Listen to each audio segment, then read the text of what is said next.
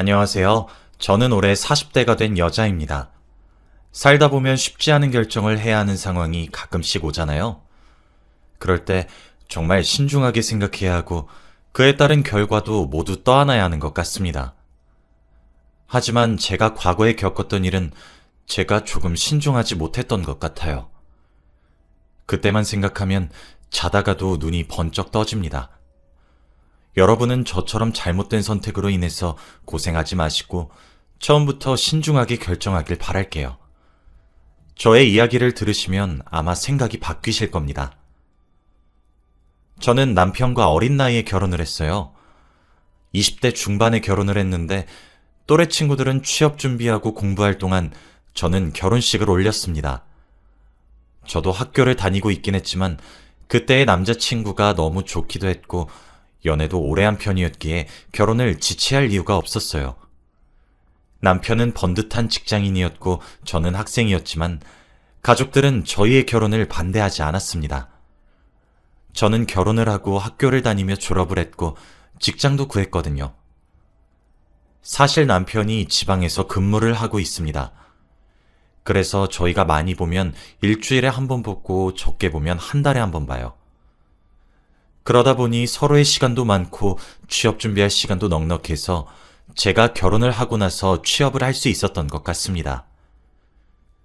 저희는 이렇게 자주 못 봐서 그런지 더 애틋하고 만날 때마다 신혼부부 같았어요.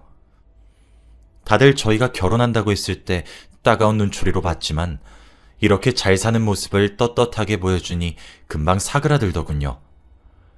아무튼 저희 부부는 맞벌이와 동시에 나름의 주말 부부의 행세를 갖추고 있었습니다. 제가 이렇게 결혼에 대한 만족감이 높았던 이유는 하나 더 있었어요. 바로 시집살이가 없었습니다. 시어머니는 남편이 어렸을 때 일찍 돌아가셔서 시아버지와 시누이만 있습니다. 그런데 시누이도 결혼을 일찍 해서 남편과 분가를 하고 있다고 했고 시댁에는 시아버지 혼자 살고 계십니다. 시아버지가 특히 저에게 너무 잘해주셨어요. 저를 정말 딸보다 더 딸같이 여겨주시면서 항상 웃으시며 뭐든 칭찬해주셨거든요.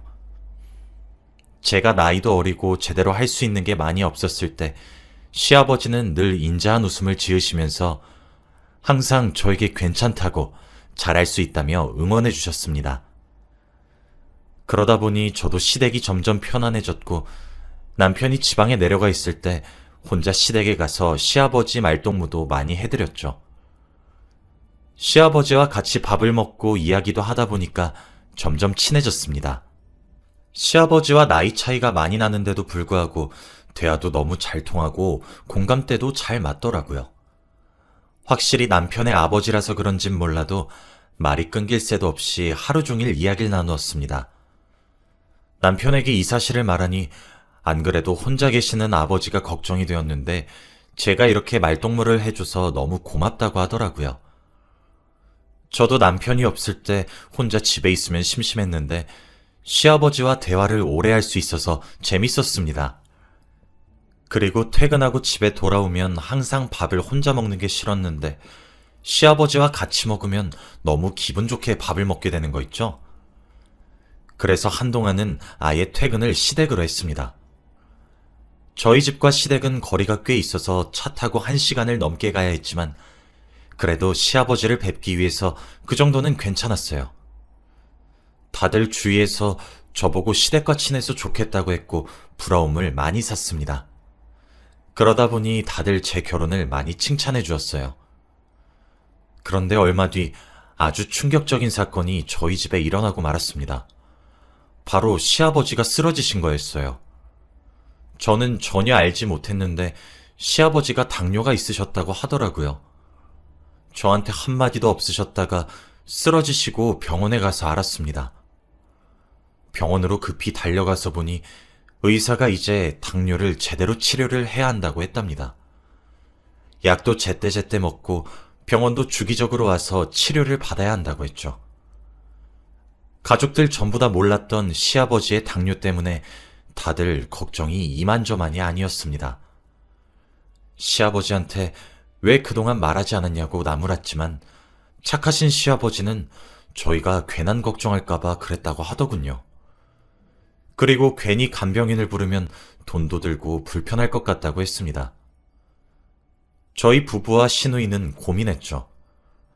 앞으로 시아버지를 모시고 병원도 왔다 갔다 해야 하고 시댁에서 챙겨드려야 하는데 누가 할지 말이죠.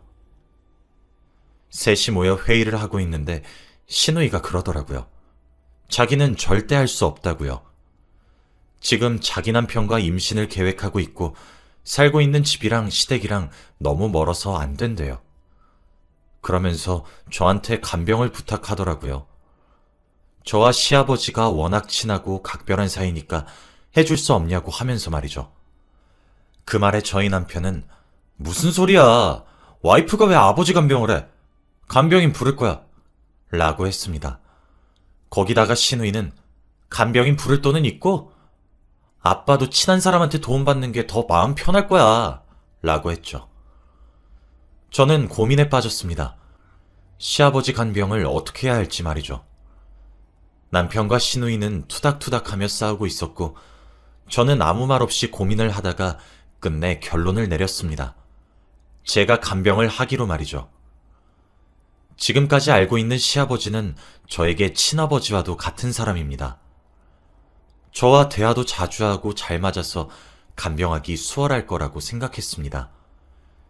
그리고 퇴근하고 매일같이 시댁으로 갔기에 간병을 해도 별로 다를 바가 없다고 생각했죠. 제가 먼저 시아버지 간병을 하겠다고 말을 하니 남편은 말렸습니다. 자기가 간병인을 붙일 테니 간병하지 말라고 했죠.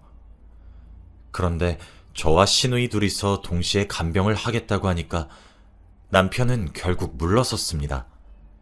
그리고 시아버지에게 가서 제가 간병을 하겠다고 했죠. 시아버지는 제 손을 잡으시며 고맙다고 말을 해주셨습니다. 그런데 아마 그때가 제가 인생에서 가장 잘못 선택한 결정이 아니었나 싶네요. 이제 시아버지가 병원에서 퇴원을 하시고 집과 병원을 왔다 갔다 하며 본격적인 치료를 받게 되었습니다. 그런데 시아버지가 저희 부부에게 그러더라고요. 저와 남편이 살고 있는 집을 팔고 시댁으로 들어오라고 말이죠. 저희 부부는 당황스러웠습니다. 솔직히 저희 집과 시댁이 거리가 꽤 있어서 제가 많이 불편하긴 했어요. 그리고 댁에 혼자 계시다가 또 쓰러지실 수도 있으니 제가 항시 옆에 있어야 하기도 했고요. 남편은 안 된다며 제가 고생한다고 말렸지만 제가 그러자고 했습니다. 그리고 시아버지가 지금 자신이 살고 있는 시댁을 제 명의로 바꿔준다고 하더라고요. 나중에 돌아가면 이 집은 저희 집이 될 테니 집을 팔고 들어오라고 하셨죠. 저는 시아버지의 말을 따라 집을 팔고 짐을 시댁으로 다 옮겼습니다. 그리고 저는 시댁에 남는 방에서 살게 되었죠. 남편은 지방에서 집으로 올라올 때마다 이제 시댁으로 오게 되었고 저는 시댁에서 출퇴근을 하는 일상으로 바뀌었습니다. 그리고 저는 시아버지 간호를 하면서 살게 되었어요. 남편은 늘 제 걱정을 한다고 매일같이 전화를 하고 연락을 했지만 초반엔 간병도 쉬웠어요. 시아버지가 늘 척척 잘하시고 제가 일부러 신경 안 쓰이게끔 알아서 다 하셨거든요. 그래서 저도 맘 놓고 편안히 간병을 하고 같이 살았습니다. 며느리 노릇도 열심히 했고 간병인 노릇도 나름 열심히 했죠. 그런데 이게 몇 달이 지나다 보니까 점점 시아버지가 변하시는 거 있죠? 당뇨가 점점 심해지는 건지 원래 혼자 잘하시던 게 이제는 제가 없으면 아예 하지 못하셨습니다. 하루 종일 누워 계셨고 제가 없으면 손 하나 까딱할 수 없게 되셨죠. 혹시라도 병이 더 악화되어서 그런가 싶었는데 의사 선생님의 말로는 점점 건강해지고 있대요. 그런데 날이 갈수록 점점 더 아기같이 행동하시는 시아버지를 보니까 조금 당황스럽긴 했습니다. 간병인 생활 몇 달 만에 본격적인 간병인이 되고 말았죠. 그런데 시아버지가 점점 저를 대하시는 게 과감해지시는 겁니다. 처음에는 서로 몸터치도 없고 대화만 하면서 지냈고 정말 간병인처럼 지냈습니다. 그런데 어느 날은 제가 소파에 앉아서 TV를 보고 있는데 갑작스럽게 제 옆에 오시더니 제 무릎 위에 얼굴을 올리고 눕는 게 아니겠어요? 그러면서 같이 TV를 보는데 정말 소름 끼치고 당황스러웠습니다. 제가 너무 당황스러워서 주방에 가는 척 일어났어요. 솔직히 그때 조금 무서웠어요. 점점 저와 거리를 좁혀가고 저를 며느리 이상으로 보는 것 같은 기분이 들었거든요. 간병을 하러 시아버지 방에 들어가는 것조차 무서웠고 혹시 매일 밤마다 제 방에 들어오실까봐 잘 때도 방문을 잠그고 잤어요. 정말 하루하루가 고통스러웠고 매일 아침 일어날 때마다 오늘은 시아버지가 어떻게 하실까 두려운 상상을 하면서 잠에서 깨야 했죠. 그런데 이런 일이 저와 시아버지가 단둘이서 집에 있을 때만 그러셨어요. 남편이 집에 오면 태도가 완전히 뒤바뀌었습니다. 남편은 집에 돌아오면 제가 그동안 힘들었을 거라며 자기가 시아버지 간병을 해줘요. 저는 남편이 돌아오는 날에 쉬는 거죠. 그런데 시아버지가 남편이 오면 다시 혼자 척척 잘 해내세요. 혼자 스스로 다 해서 남편이 할 일이 없습니다. 정말 당황스럽고 놀라울 따름이죠. 그래서 남편은 시아버지가 그렇게 행동하니 제가 간병을 할 때도 당연히 그런 줄 알아요. 그러다 보니 제가 이런 일을 당하고 있다고 말을 꺼내기도 힘들었고 혹시나 저 때문에 부자 관계가 흐트러질까봐 걱정도 되었습니다. 지금 생각해보면 그때 제가 정말 한심했던 것 같네요. 아무튼 저는 그러다 보니 매일같이 남편이 집에 돌아오기를 기다렸고 시댁에서 벗어나고 싶었습니다. 그런데 불행 중 다행으로 저희 부부에게 좋은 소식이 생겼어요. 바로 제가 임신을 했습니다. 항상 간절히 바라고 있었는데 임신을 드디어 하니까 너무 기쁘더라고요. 그런데 조금 걱정되었던 것이 시누이가 저보다 더 일찍 임신 준비를 하고 있었고 몇 년째 시도를 하고 있는데 임신이 안 되어서 스트레스를 받고 있었습니다. 그런데 어쩌다 보니 제가 시누이보다 임신을 먼저 하니까 눈치가 보이더라고요. 그리고 시누이도 저한테 축하한다고 말은 해주었지만 그래도 여자의 직감이라는 게 있잖아요. 기분이 썩 좋아 보이진 않았습니다. 그래도 남편은 굉장히 기뻐하면서 날아다녔고 저도 그 모습을 보니까 너무 기쁘더라고요. 남편은 임신하면 아버지 간병을 하면 안 된다고 당장 집을 구해서 나가자고 하는 겁니다. 솔직히 저는 너무 기뻤어요. 당장이라도 시댁에서 나가고 싶었거든요. 그런데 시아버지와 시누이가 뜯어 말렸습니다. 시아버지는 며느리 아니면 간병 안 받겠다고 했고 시누이도 간병 힘들지도 않는데 그냥 시댁에서 살라고 했죠. 다들 저희가 시댁을 떠나는 걸 엄청나게 말리는 거 있죠? 그리고 시아버지가 스스로 자기 입으로 어차피 나 혼자 잘하니까 간병하는 것도 없는데 그냥 살아 라고 했습니다. 결국 저희는 울며 겨자 먹기로 시댁에서 살게 되었죠. 그런데 임신 초반에는 배도 덜 나오고 몸이 무겁지 않아서 간병하는 게 어렵지 않았어요. 제가 임신을 해서 그런지 정말 시아버지가 스스로 잘하셨습니다. 제가 할 일이 별로 없었죠. 그런데 이게 임신 5개월, 7개월 점점 늘어나니까 너무 힘든 거 있죠? 조금만 무리해도 배가 단단해지고 허리에 통증이 와서 간병한다고 오래 앉아있으면 너무 힘들었습니다. 배도 너무 불러오고 옆에서 도와주는 남편도 지방에 내려가고 제 옆에 없으니 너무 속상하더라고요. 거기다가 시아버지까지 돌봐드려야 하니 제정신이 아니었습니다. 제 몸 하나 간수하기도 힘든 상황이었죠. 그런데 어느 날이었어요. 원래 남편이 집에 올 때 항상 제 배를 만져주면서 자요. 그런데 그날은 남편이 지방에 있는 날이었고 제 방은 문을 잠그고 자서 아무도 들어올 수 없었습니다. 순간 너무 무서워서 눈을 뜨고 옆을 보는데 정말 충격적인 사람이 있더라고요. 바로 시아버지였습니다.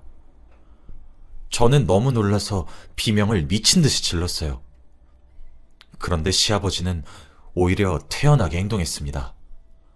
정말 그때의 공포는 말로 형용할 수 없었어요. 시아버지는 잠궈진 방문을 젓가락으로 쑤시면서까지 들어왔고 너무 무섭고 두려웠어요. 제가 그렇게까지 기겁을 하고 당장 나가라고 하니까 시아버지는 방으로 돌아가시더라고요. 시아버지의 그런 모습을 보고 이 집에서 탈출하고 싶었습니다. 남편이 집에 돌아오면 이제는 제대로 말을 해야겠다 싶었어요. 그동안 제가 남편한테 겪었던 것을 말하면 남편이 자신의 아버지를 모욕했다며 오히려 저에게 화를 낼 것이 두려워 말을 못했던 것도 있었습니다. 남편에게 버려질까봐 무서웠거든요. 그런데 이제는 그런 것도 상관이 없었습니다. 어떻게 해서든 시아버지 곁을 떠나야겠다고 생각했어요. 그런데 하필 그때 남편이 집에 들어오는 시기가 점점 미뤄졌습니다. 일이 너무 많이 생겨서 평소에는 늦어도 한 달에 한 번은 오던 사람이 이번에는 한 달이 더 지나서 오게 되었죠. 그동안 저는 시아버지 옆에서 스트레스를 너무 많이 받았습니다. 제가 그렇게 피하고 기겁해도 시아버지는 아랑곳하지 않고 제 옆으로 오셨고 저에게 이상한 말과 행동을 하면서 스트레스를 주었죠. 그리고 거기다가 몸까지 움직이면서 간병까지 하니까 하루하루를 살아가는 게 너무 힘들었습니다. 거기다가 남편까지 집에 오지 않으니 미칠 노릇이었죠. 그런데 이게 결국 병이 된 건지 제가 유산을 하고 말았습니다. 의사 선생님 말로는 아기의 심장이 뱃속에서 멈춘 것 같다고 했죠. 만삭이어서 정말 조심해야 했었는데 스트레스 때문에 유산이 되었다고 했습니다.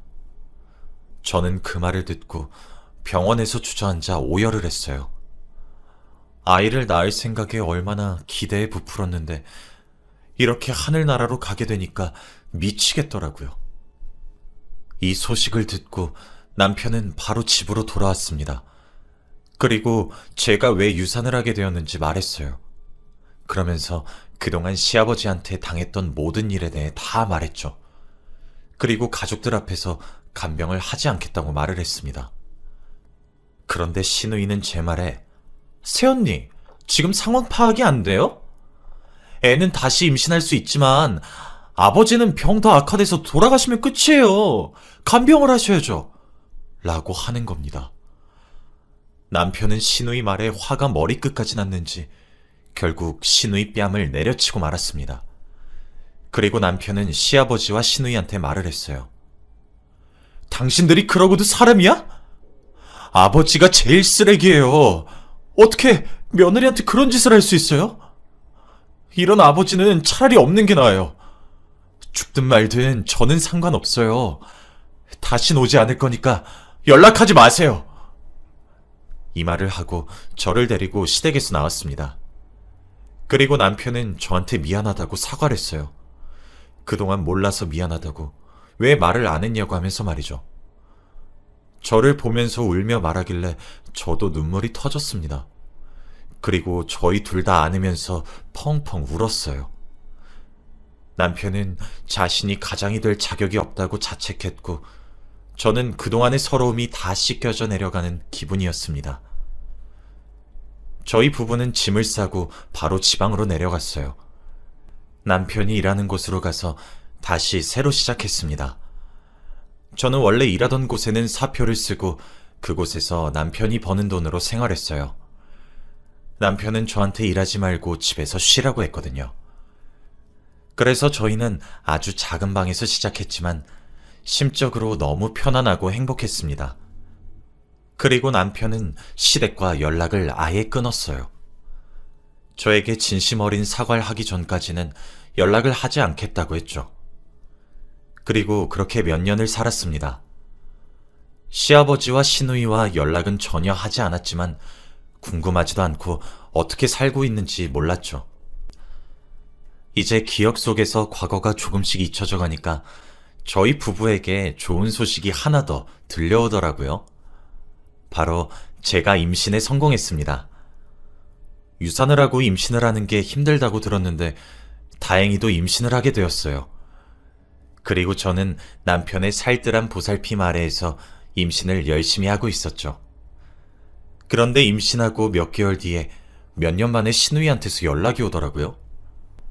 연락이 오자마자 하는 말이 대뜸 자기 병간호 좀 해달라는 말이었습니다. 자기가 지금 허리가 파열이 돼서 병원에 입원 중인데 병간호 해줄 사람이 없대요. 남편은 일하고 있고 간병인은 너무 비싸다고 하면서 양심도 없이 저한테 병간호를 해달라고 합니다.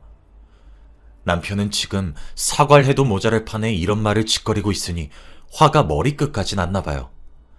그래서 신우이한테 욕을 한 바가지를 하고 전화를 끊었습니다. 그 뒤로 신우이한테서 계속 연락이 왔는데 다 무시했어요. 그리고 확실하게 인연을 끊으니 저도 마음이 편했는지 기분 좋게 아이를 출산할 수 있었습니다. 저희 부부는 예쁜 딸을 얻게 되었고 지금은 3명이서 행복하게 살고 있어요. 이제 딸도 나이가 많이 들어서 저와 친구 같은 사이가 되었답니다. 지금은 너무 행복하고 과거가 생각나지도 않아요. 평생 시댁과 연락을 하고 지내고 싶지 않습니다. 그래도 남편이 가족들 말고 저를 선택해 주는 것이 너무 감사하네요. 남편은 저희 딸에게도 너무 잘하는 아빠지만 저에게도 너무 살뜰해요. 결혼 하나는 정말 잘한 것 같습니다. 여러분은 저처럼 후회되는 선택 하지 마시길 바래요. 저의 이야기는 여기까지입니다. 들어주셔서 감사해요.